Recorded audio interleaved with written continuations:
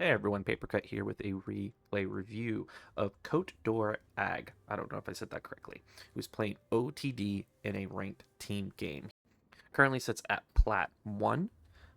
I posted on the AOE4 Reddit. I'm looking to do another round of replay reviews. If you're interested in your own replay review, check the description of this video. Check my coaching Discord where you can get information on how to ask for a replay review, or just find the post on the AOE4 Reddit. I'm everywhere. I'm everywhere. I'm everything. And he played Zushi's Legacy. He loved that, but he's trying out new civs, and he wants me to look at one of his games. He's also a father. Shout out to fathers. So whenever we're doing a replay review of a team game, the key thing is that I can't control your teammates, and it looks like based on your history that that you don't have consistent teammates. So a lot of your games there's going to be, random chance. Do you have good teammates? Do you have bad teammates? So I'm mostly focusing on your actions and kind of giving you advice on the civ. I'm not even going to give you advice for teams because until you actually play with the same people every single time, it won't, it's going to be hard to really work together. So let's focus on what you can do. So let's watch your opening and I'll kind of talk about what our goal here is. So the power of OTD comes from your units, of course, how powerful units are, specifically your men-at-arms and your crossbows are both very, very good units. Horsemen 2 in mass are very good for OTD. But the thing that's difficult for OTD is managing your eco, because you have fewer villagers, but they gather so much more, but each villager loss is a really big deal. So that's why I like this opening you're doing here. This is what we saw in a tournament before, and it's kind of spread to OTD players of opening up on a hunt. You went for the berries in the center. That's a tad dangerous. I would have gone for the boar. I would have gone for the boar because it's in the back of the base, which is safer. I would still eventually drop a tower on it. But your goal should be actually, once you get on the deer and you start gathering the deer or the boar, whichever one you choose, you need to immediately get enough wood to build a tower. Because those villagers need to be safe with a tower. And that's also why doing a boar is better, because all your villagers will be on the same spot. So if you put a tower next to the boar, it's easy for them to hop into the tower.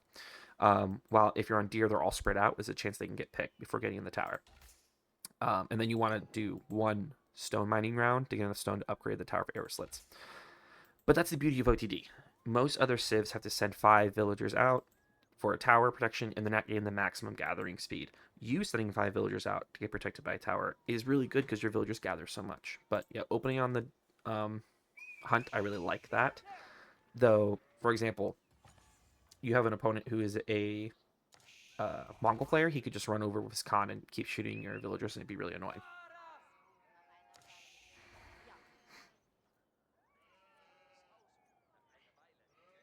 It's a good scouting, getting lots of sheep. Prairie is great because there's a lot of sheep here. Pretty good age of timing, do Minework Palace. Here's what I would suggest you don't do. Actually, let me see if you continue doing this for the first few seconds here. Okay, so your strategies of OTD. In a team game, especially if you're in the middle pocket, so the middle pocket is the people not near the opponent, you probably want to rush castle. You want to rush castle because when you get relics and then you can start making crossbows, you're in a really, really good spot. And then if your team's doing okay, you can rush imp, get Swabia, start massing units, massing villagers, which your villagers if are only worth 1 pop, so you get the same amount of villagers as your opponents, your eco's way better. Or you at least fight in castle with relics, and you can just pump crossbows and some men-at-arms or spears, and you're in an amazing spot because crossbows shred everything. If you have to play feudal, then mass men-at-arms with the upgrade from Minework are really good, or you can mass horsemen, just depending on what your teammates are running or what you see the opponents have. Like you could do horsemen in raid, and your horsemen are very, very good. But let's talk about the age up. This is a big issue I see with newer players or lower elo players, is not setting ourselves up for success during the age up. You're going to enter the age up if you only have 3 on wood, you might not have enough resources to set up the things that you need. So for example, you need a tower on the gold. You want a tower on your food. You want a tower on your gold if you're rushing castle. Or maybe you want a barracks or a stable. But you also want gold to do upgrades as you're aging up. So my suggestion is you don't pull villagers off on gold to do age ups. Almost never should you have gold villagers do age ups, especially if it's castle or imp, because you need gold going into the age up to get upgrades. Unless you're doing like a second TC, that's the only time I suggest pulling villagers off gold to do age ups. into feudal, at least. Instead, I would have liked if you were aging up with 2 villagers and keep 2 on gold and then pulled 1 off the food. With being on deer, you're going to get so much food. So if your goal is to rush castle, perfect. Then you should have like 4 on wood at the start to get the towers you need, and then just keep sending to food and gold to rush castle. But um, oftentimes, especially non-OTD players, if you're aging up and you have way too many down food, you're going to enter feudal and have a lot of food, but no gold and no wood, so it's wasted. You can't do anything with it. So just consider where your villagers are placed and what that allows you to do as you enter feudal. So you have the age up, drop off sheep. Your closest opponent is Mongols. Sweet. So you mainly get the outpost you mainly get the outpost on gold, which is good. Oh wow, there's only 3 deer. So yeah, you're already done. You can get the villagers out of there. I hope we're going to the boar. Boar would be the best bet for you. Awesome. So you can rush castle this, and it looks like you are rushing castle. Awesome. Basically, if you were on the edge here, I would suggest, and you could still do it just to be safe. You never know when a Keshik's going to show up out of nowhere.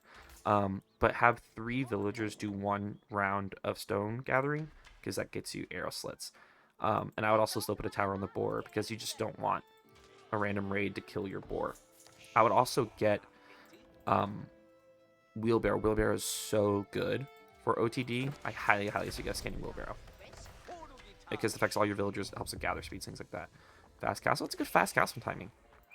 Doing the deer and doing the boar, huge for fast castle timing. It's really, really nice. And the key is you need to be able to adjust. If your allies are getting, if like orange is getting pushed, you have to help him. But it looks like he's doing okay at this moment.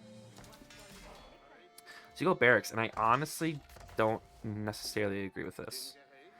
I think you're better off doing mass crossbows. If you're going to do barracks, it should be mass Leichtschnecht. And that's the thing about team games. You generally want to mass one type of unit. Each person should be specializing in something. So I think mass crossbows with spears or mass Gilded Leichtschnechts would be good. Or gave the castle first. If you massed Gilded Knights at first for raids, especially Prairie, you can't wall Prairie. It's so difficult, so wide open. Your Gilded Knights running into a feudal opponent get a lot of villager kills. So immediately getting relics. Good, good, good. No one else is H3, so you should be the only one getting relics. Beautiful. Put the relic in the tower. So if you upgrade the tower, it's very, very good. And this is something I see a lot of. There we go. Look at that. Look at that. And what you can do is basically keep towering up around your base and putting relics in there, because the range is so huge. And then as you start to transition to farms, potentially, you need a pocket where your farms are just covered by relic outposts, because it'll be really hard to fully stonewall or wall them. But towers with relics are really good. Fast imp, very nice. There's an opponent who just hit fuel. Did I see that right? Maybe they just castle. Okay, that's 3 relics, 4 relics. Holy shit! So here's the thing: you don't need to be on gold anymore. The second you get this many relics, you don't need to be on gold. And in fact, you should be dropping a market and giving gold to people. You're gonna have so much gold. Really, right now you need to focus on getting food secured and getting production up. You're about to run out of sheep. You need to be on this deer, and then you just need to be getting stones nice, but you need to be massing as well through wood and start working getting farms down and those upgrades, while getting a unit's going to help your allies right now. And that's why knights are so huge, because knights can help right now until you transition to what you want your comp to actually be. Man, team games this big are just so different. Okay, so here comes the Keshiks. Cannon upgrades, cannon upgrades. Cannon upgrades on towers. Red comes and he cleans that up. He sacrificed himself for good cause there. Go to cannon upgrades. So you understand like kind of the basic tenets here, what you want to be doing with OTD, but what's going to hurt you is when you start running out of food here. So what, like, get off gold. You need to drop a market and literally use the market to buy. When you have this much gold and your eco is this well set up for gold, drop a market and start buying wood, and then you set up farms back here, and you put cannon towers around them.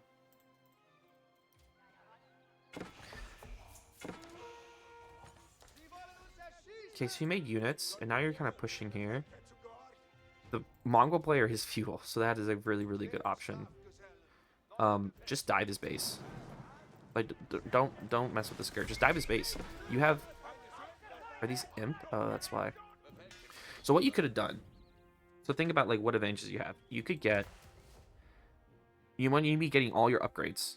Get them men-at-arms, golden caress, and just get their imp, and just start sending men-at-arms into his base. They won't die.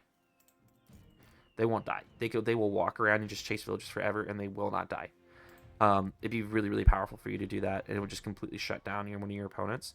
Keep massing men-at-arms until your eco set up, and then move into what you really want to do, or just keep massing men-at-arms. But the men-at-arms golden caress upgrade, get the last arrow defense upgrade, but you're being held back by wood. And that's because you didn't stop to look at your resources and go, what do I need? HRE, OTD, the second you get all these relics, you don't need to really be on gold. Like, you should be focusing on getting wood and food, so you can get upgrades, you can get farms, things like that.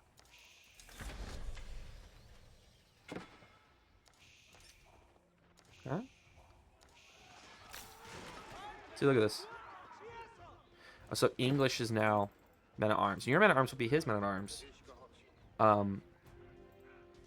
But they're imp, man. They just hold this. And this is why, once again, you transition to crossbows and you're slicing through everything he has. Crossbows kill all of this, and now you need a spears to hold the basic front line. But you still sitting on gold is wasting your time. It really is.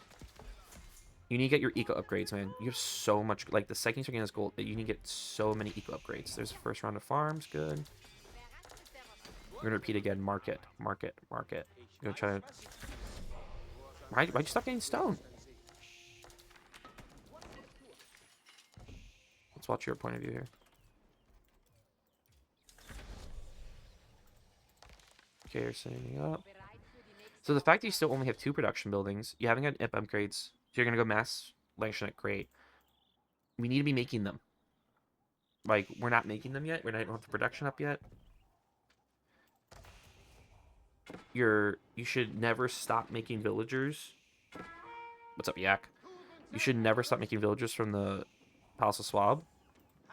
I'm actually not really big into going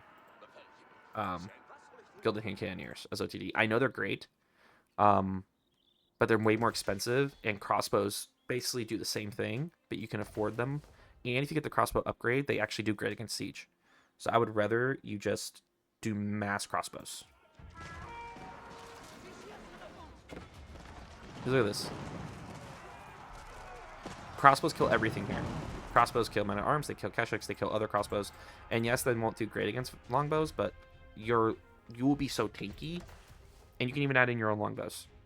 But with this gold, man, you should be getting every upgrade. You should have the university down, you're getting all the university upgrades, because you have so much gold.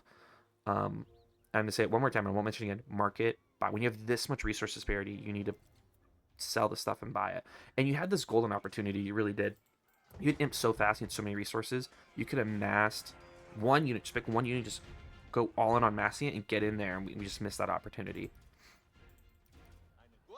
Now, this loss isn't all on you, right? Because you have your 2 teammates up here dying. Like, 4v4s like this kind of become 2v2s, and whoever's 2v2 wins first kind of is it. Now you're dropping production. You guys are doing pretty good on the south side. I assume you guys lose north, and that's what loses you the game.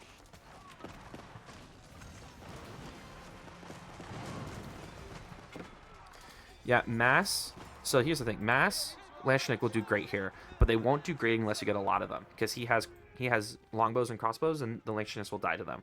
So you cannot engage until you have that mass, because if you get enough Lashniks, they will kill them in one go, and then you're going. But you have to wait till you get there, because right now you have Teal, who has so many farms up. He 2TC'd.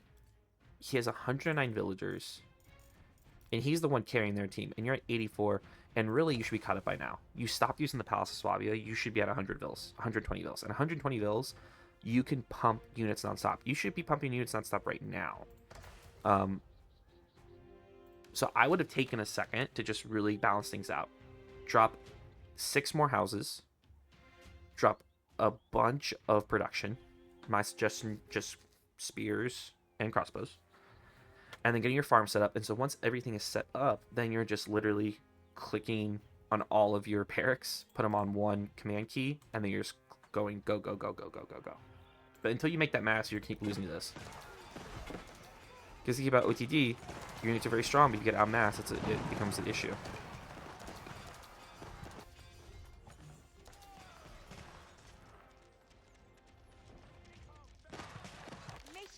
I mean, you're playing this one well. You're very lucky the opponent isn't raiding at all. The opponent should be coming through here and just have horsemen and knight raids everywhere. So anything outside your base should die. That's why all your farms should be tucked in together under bombard towers. And bombard towers provide safety for your farmers, because this is just asking to be raided and to be killed. With like keeps there too, this is too aggressive. Do not place keeps that you can't defend. I have learned that lesson 1,000 times. Do not place keeps you can't actually defend. So your ally at the bottom here is going purely heavy ranged. If you see him go range like that, you need to go pure just men-at-arms. Men-at-arms and spears, which you're starting to do. See now, look at this, he's burning through this. The thing that's holding you back is just enough production, enough food. You need like 60 on food. Food is the biggest issue for OTD, and you need this farming upgrade. Desperately need that farming upgrade. You still don't have the university. University techs are huge, especially for how tanky your units are. If all the upgrades for your units are just better, so you desperately need these upgrades. See, look how he's massing. You're never quite meeting that. You're not meeting that moment. Let's look at his production right now for Teal, because he's their carry. Look at this. He understood the assignment. He picked the 2 units he's going to make. He set up his eco fort, and he's going in. You have done that too late, and now you're struggling to match his production. And now you're just getting it. But as OTD, you need twice the amount of production because your units are so slow. It's so slow to make. And keep reading your resources. Whenever you check your resources, ask, what do I need? What do I not have enough of? You don't have enough food. And so just keep putting villagers on food. You need so much food as OTD. Like, Election Knights is 120 food. Men-at-Arms, 200 food. Crossbows, 160 food. Hand Cannoneers, 260 food. You're such a food heavy army. And now, oh, orange player just quit. That sucks. See, and what's the thing? That's your allies failed you. Your allies needed to be, he needed to rush Imp and get great bombards. That sucks, but it would have been nice if that stone wall came up a little bit earlier. But at this point, the game's over. You guys have lost the bottom, and it looks like you guys are losing the top. Yeah. And now you're actually ready to go, but this is happening way too late. This needed to be happening earlier. Yeah. So you played pretty well, but my suggestion is the thing you're going to work on is when your eco's taking off, setting yourself up for success, which is what resource do I need the most to be successful for you? It's food. You gotta go super in on food and stick to it. You need to set up safe pockets of resources with your cannon towers and using all your relics in those towers, and it will slaughter things. And lastly, when you get Imp that fast and you get all those relics, you have to be the one who takes advantage of that. Gilded Knights, pure men-at-arms. What can you set up and make en masse right now to just flood the enemy base and just hunt villagers down? I hope that was helpful to you. If you have any questions, please let me know. And as I said, if you like your own replay review, check the description of the video.